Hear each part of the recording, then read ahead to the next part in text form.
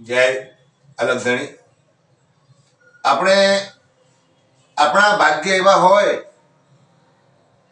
અને અતિશય આપણને પુણ્ય 100 જન્મનું પુણ્ય મળ્યું હોય ત્યારે આપણને કદાચ માતા પિતા સારા મળે, ભાઈ સારો મળે, બેન સારી મળે, દીકરી સારી મળે, કુટુંબ સારું મળે, પરિવાર બધો સારો મળે અને એ વ્યક્તિઓ આપણને ધર્મના માર્ગે લઈ જાય ને એવો પડોશી સારો મળે.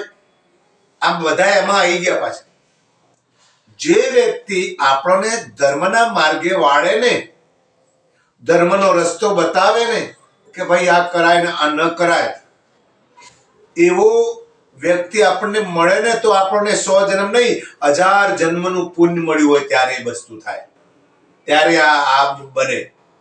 અને કદાચ પડોશમાં સારો હોય અને એવા વ્યક્તિ પર કોઈ દિવસ કોઈ પણ વ્યક્તિ, હું કે તમે, ક્યારેક એનું ખોટું થઈ જાય ને ત્યારે આપણી શી દશા થાય ખબર છે?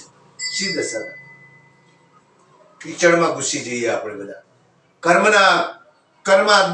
કર્મના દોષી બની જઈએ. હા, એટલે તો રામદેવે કીધું કે શું કીધું છે?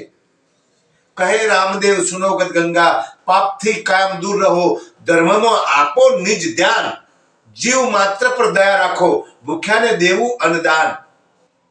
એ કોઈ સજ્જન પુરુષ આપણને મળી જાય ને, કોઈ ધર્મિષ્ઠ, કોઈ આપણને ધર્મના માર્ગે લઈ જવા વાળો વ્યક્તિ, જેમ વડલો નીચેથી આમ ઉગતો હોય અને પછી ઉપર જઈને કેવી આમ ડાળો એના પાટ, એના પત્તા, એની ડાળખીઓ કેવી લાંબી લાંબી થતી હોય છે, કેટલા દૂર જતી હોય, એમ વડલાની જેમ વડલાની ઉપમા આપી છે આવા ધર્મિષ્ઠ વ્યક્તિને.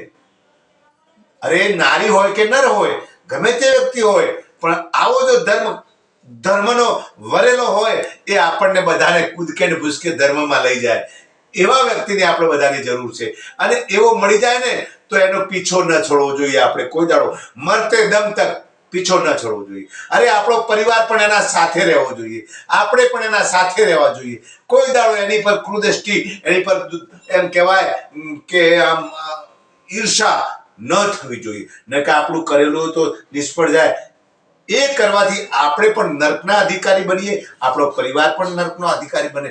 અને કદાચ આપણને સારો વ્યક્તિ સમજાઈ ગયો હોય ને તો આપણા પરિવારને પણ કહેતા જઈએ કે જોજો, હા આ ભગવાન છે, પોતે પ્રભુ આયા છે, આવો ભાવ રાખી એને પરિવારને શિખામણ આપી અને સમજાઈ અને જવું જોઈએ. તો એ આપણી પર અમી દ્રષ્ટિ કરે અને એવી પ્રભુની પણ આપણા પર અમી દ્રષ્ટિ થાય. જય અલગધણી, જય રામદેવ.